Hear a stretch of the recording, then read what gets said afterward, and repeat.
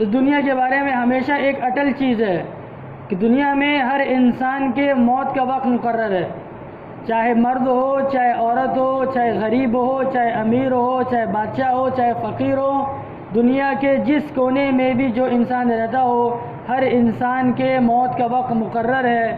کوئی بھی انسان اپنی موت سے نہ پہلے مر سکتا ہے نہ اپنے موت کو مؤخر کروا سکتا ہے۔ ہر انسان کے موت کا وقت مقرر ہے، اور کسی انسان کو، مجھ سمیت کسی انسان کو اس دنیا کے اندر یہ نہیں معلوم کہ اس کے مرنے کا وقت کیا ہے۔ کسی انسان کو نہیں معلوم، ایک آدمی کو بھی نہیں معلوم ہے۔ اللہ کے نبی صلی اللہ علیہ وسلم نے صحابہ سے پوچھا کہ تمہارا موت کے بارے میں کیا گمان ہے، موت کتنی طویل ہے؟ تو صحابہ نے کہا یا رسول اللہ صلی اللہ علیہ وسلم، ہم ایک وقت کی نماز پڑھیں شاید دوسرے وقت کی نماز نہ پڑھ سکیں۔ تو اللہ کے نبی صلی اللہ علیہ وسلم نے فرمایا کہ تم نے بہت طویل گمان کر لیا، میرا گمان تو یہ ہے کہ میں ایک طرف سلام پھیروں تو شاید دوسری طرف سلام پھیرنے کا موقع نہ ملے۔ تو ایک موت کا وقت اللہ تبارک و تعالیٰ نے مقرر کیا، اذا جاءہم اجلہم لا یستأخرون ساعۃ ولا یستقدمون، کہ جس وقت انسان کے موت کا وقت آ جاتا ہے نہ وہ آگے ہو سکتا ہے نہ وہ پیچھے ہو سکتا ہے۔ شیخ نے لکھا ہے فضائل صدقات کے اندر کہ ایک بہت بڑا بادشاہ اپنی پوری فوج کے ساتھ، لشکر کے ساتھ اپنے محل سے نکلا، اور ایک دستہ نکلا فوج کا، پھر دوسرا دستہ نکلا فوج کا، تیسرا دستہ نکلا فوج کا، اور وہ ایک گھوڑے پہ بڑی شاہی سواری پہ سوار ہو کے جا رہا ہے، اور دائیں بائیں آگے پیچھے سارے اس کے ساتھ فوجی ہیں، اس کے لشکر، اس کے دربار کے لوگ ہیں۔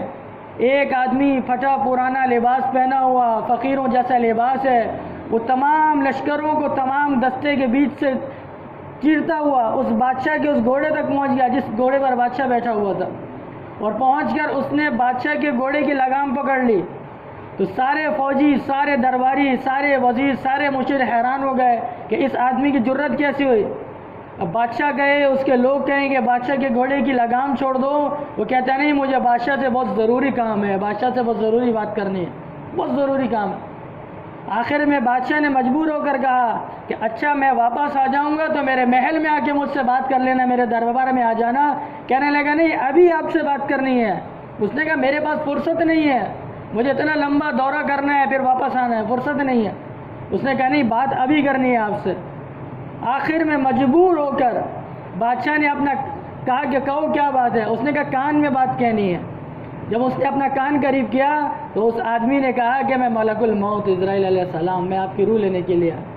تو بادشاہ حیران ہو گیا، اس نے کہا کہ مجھے گھر جانے کا موقع دے دو، محل جانے کا، کچھ وصیت کر دوں، کچھ نصیحت کر دوں، کچھ لکھ دوں، کچھ کر دوں۔ اس نے کہا نہیں آپ کے پاس فرصت نہیں ہے۔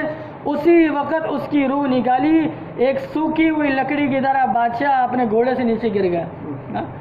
جب موت کا وقت آئے نہ کوئی صدر بچا سکتا ہے نہ وزارت بچا سکتی ہے، کوئی کچھ نہیں بچا سکتا۔ اور لکھا ہے آگے کہ یہی اسرائیل علیہ السلام ایک اللہ والے کے پاس گئے اور جا کر کہا کہ میں آپ کی روح قبض کرنے کے لیے آیا ہوں۔ انہوں نے کہا واہ واہ کتنا اچھا کیا، میں تو کتنے عرصے سے آپ کا انتظار کر رہا تھا، جلدی کرو مجھے لے کر چلو۔ انہوں نے کہا نہیں، اللہ نے کہا ہے میرا بندہ جس حالت میں آنا چاہے اس حالت میں لے کر آنا۔ کہنے لگے اچھا چلو میں سجدے کی حالت میں جاؤں تو اس وقت میری روح کو لے کے چلے جانا۔ وہ سجدے کی حالت میں گئے اور اسرائیل علیہ السلام ان کی روح کو لے کر چلے گئے۔ تو ایک موت کا وقت مقرر ہے ہر انسان کا، کسی انسان کو کس وقت موت آ جائے کسی انسان کو نہیں معلوم۔ دوسرا، اس دنیا میں جو کچھ بھی کمایا ہے، جو مال کمایا، جو دولت کمائی، جو عزت کمائی، جو شہرت کمائی، جو گھر بنایا، سب کا سب اس دنیا میں رہے گا، کچھ بھی انسان اپنے ساتھ لے کر نہیں جا سکتا۔ یہ دنیا کا ایک دوسرا قانون ہے، یہ ایک موت کا وقت مقرر، دوسرا جو کچھ بھی اس دنیا میں بنایا ہے کچھ بھی اس دنیا میں اپنے ساتھ لے کر نہیں جائے گا۔ روایت کے اندر آتا ہے کہ 4 بادشاہ ایسے گزرے ہیں جن بادشاہوں کو اللہ تعالیٰ نے پوری دنیا کی حکومت دی، 2 مسلمان 2 کافر۔ ایک نمرود کافر جس کو اللہ نے پوری دنیا کی حکومت دی، دوسرا بخت نصر کافر جس کو اللہ نے پوری دنیا کی حکومت دی۔ ایک سلیمان علیہ السلام اللہ کے نبی جن کو اللہ تعالیٰ نے پوری دنیا کی حکومت دی، اور ایک ذوالقرنین رحمۃ اللہ علیہ، ان کو اللہ تعالیٰ نے پوری دنیا کی حکومت دی۔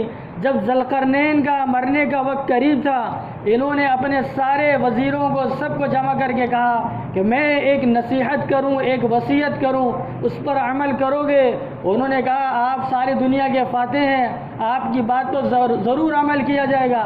انہوں نے کہا جس وقت مجھے غسل دو اور جس وقت مجھے کفن پہنانا تو میرے دونوں ہاتھ میرے کفن سے باہر رکھنا، دونوں ہاتھ کفن سے باہر رکھنا۔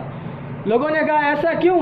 کہنے لگے تاکہ ساری دنیا کو پتہ چلے کہ آج ساری دنیا کو فتح کرنے والا بادشاہ اس دنیا سے خالی ہاتھ جا رہا ہے، اس دنیا سے کچھ لے کر نہیں جا رہا۔ تو ہمارا مال، ہماری دولت، ہماری عزت، ہماری شہرت، ہمارا گھر، ہماری گاڑی، جو کچھ بھی ہم نے اس دنیا کے اندر کمایا، وہ جو کچھ ہم کمانے کے لیے لگے ہوئے ہیں، یہ اپنے ذہن میں بیٹھا لیں کہ اس میں سے ہم کچھ بھی اپنے ساتھ لے کر نہیں جائیں گے، کچھ بھی ہمارے ساتھ نہیں جائے گا۔ اللہ کے نبی نے فرمایا کہ 3 چیزیں انسان کے ساتھ قبر تک جاتی ہیں۔ ایک انسان کا مال جاتا ہے، پرانے زمانے میں لے جاتے تھے پھر واپس لے آتے تھے۔ دوسرا انسان کے اہل و عیال، انسان کے رشتہ دار جاتے ہیں، اور تیسرا انسان کا عمل ان کے ساتھ جاتا ہے۔ انسان کے رشتہ دار اور انسان کا مال اس کو قبر میں چھوڑ کر واپس آ جاتا ہے، صرف انسان کا عمل اس کے ساتھ قبر کے اندر رہ جاتا ہے۔ تیسری چیز، اس دنیا کا ایک قانون ہے، یاد رکھیں، تیسری چیز کہ انسان نے جو بھی عمل کیا، اچھا عمل کیا یا برا عمل کیا، یہ دونوں عمل لے کر ساتھ جائے گا قبر کے اندر۔ ایسا نہیں ہو سکتا کہ اچھے عمل میں لے کر چلا جاتا ہوں اور برائی کے عمل میں چھوڑ کر چلا جاتا ہوں، ایسا نہیں ہو سکتا۔ نماز پڑھی ہے وہ ساتھ جائے گی، جو نماز نہیں پڑھی اس کا گناہ بھی ساتھ جائے گا۔ ماں باپ کی خدمت کی ہے وہ بھی ساتھ جائے گا، ماں باپ کی نافرمانی کی ہے وہ بھی ساتھ جائے گا، قرآن کی تلاوت کی ہے وہ بھی ساتھ جائے گا، اور اپنی زبان سے کسی کی غیبت کی ہے، اپنی زبان سے کسی کو گالی دی ہے، اپنی زبان سے کسی پہ بہتان باندھا ہے، الزام تراشی کی ہے، کسی کا دل دکھایا ہے، یہ گناہ بھی ساتھ جائے گا۔ یہ نہ سوچیں کہ جو ہمارے اچھے اعمال ہیں وہ صرف ہمارے ساتھ جائیں گے، برے اعمال ہمارے دنیا میں رہ جائیں گے، نہیں۔ فَمَن يَعْمَلْ مِثْقَالَ ذَرَّةٍ خَيْرًا يَرَهُ وَمَن يَعْمَلْ مِثْقَالَ ذَرَّةٍ شَرًّا يَرَهُ۔ ایک رائی کے دانے کے برابر بھی اگر نیکی کا عمل کیا ہے تو وہ بھی کل میدان حشر کے اندر دیکھ لے گا، اور ایک رائی کے دانے کے برابر اگر برائی کا عمل کیا ہے تو وہ بھی میدان حشر کے اندر انسان دیکھ لے گا۔